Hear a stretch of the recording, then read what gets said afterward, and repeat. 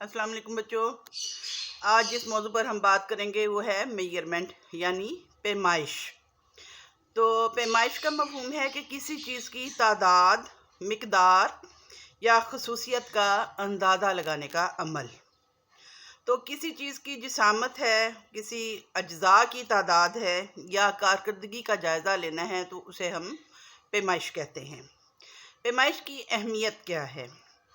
तो मिसाल के तौर पे खुर्दोनोश के लिए जब हम खुराक का तखमीना करते हैं और कि कौन फ़र्द जो है वो क्या क्या खाएगा, कितना खाएगा, तो हमें अंदाज़ा होता है कि एक फ़र्द की खुराक क्या है।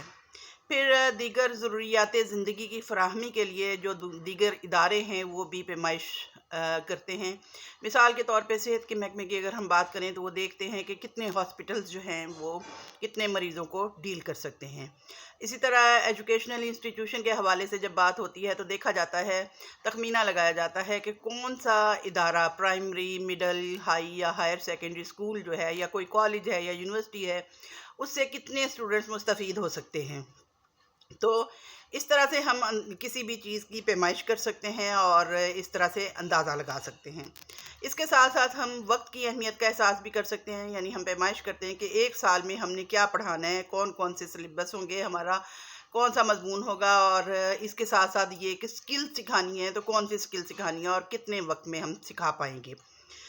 फिर छोटे बड़े की तमीज़ हमने करनी होती है तो उससे भी हम ये पैमाइश ही करते हैं। मिसाल के तौर पे अगर हमने देखना है कि किसी का कद के हवाले से अगर हम बात करें कि किसका कद बड़ा है, किसका छोटा है, तो उसके लिए हमें पैमाइश की ज़रूरत होती है। इसी तरह से वज़न के हवाले से अगर हम बात करें कि कौन शख्स जो है कितने वज़न का हामिल है, क्या वो अपने बॉडी मास के मुताबिक क्या उसका इंडेक्स जो है जो हमें दिया गया होता है, एक पैमाइश दी होती है कि इसके मुताबिक इतना वज़न होना चाहिए इतने कद पर, तो इसकी भी हम पैमाइश जो है वो बाकायदा इसको हम कहते हैं बॉडी मास इंडेक्स यानी पैमाइश की जाती है।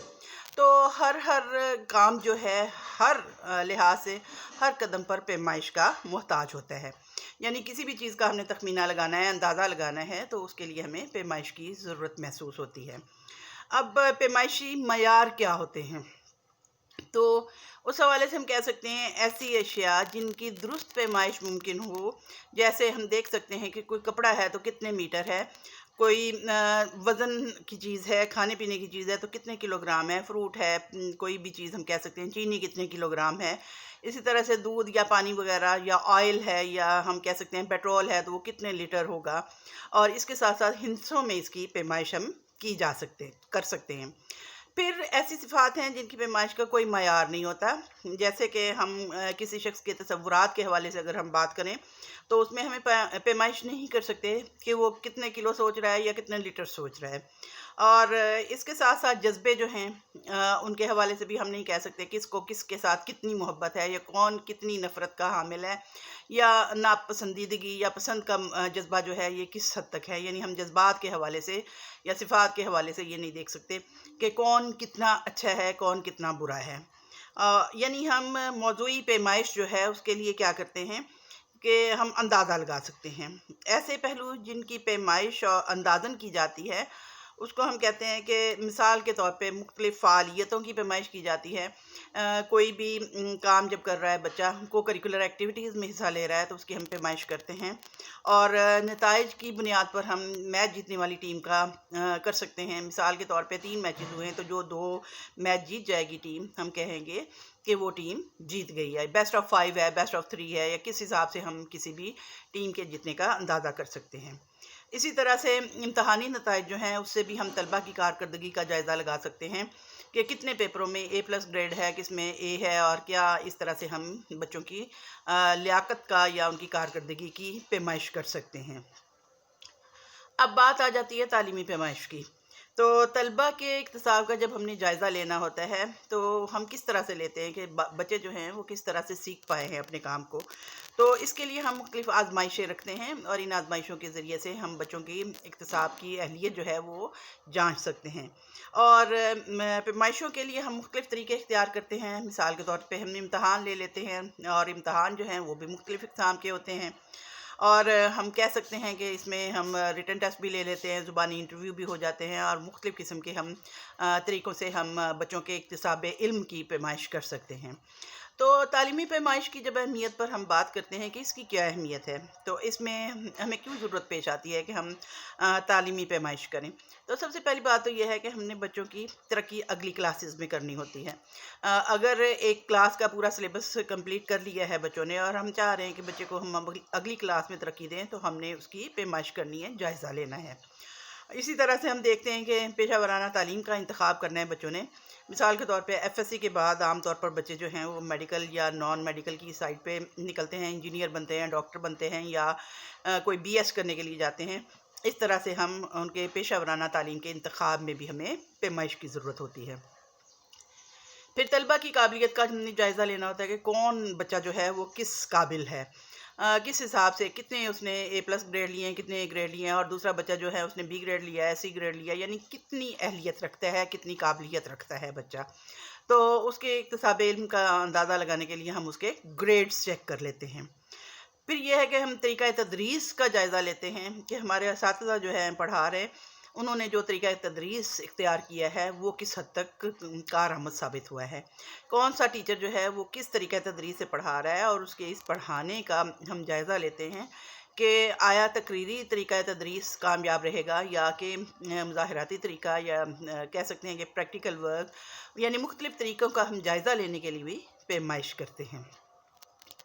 پھر یہ ہے کہ امتحان جو ہے اس کو ہم بطور محرک بھی لیتے ہیں کہ امتحان لے کر بچوں کو یہ اپنی کامیابی یا ناکامی کا احساس ہوتا ہے کہ انہوں نے کس حد تک اکتساب علم کیا ہے، کہاں تک انہوں نے جانچ کی ہے، کیا انہوں نے سیکھا ہے۔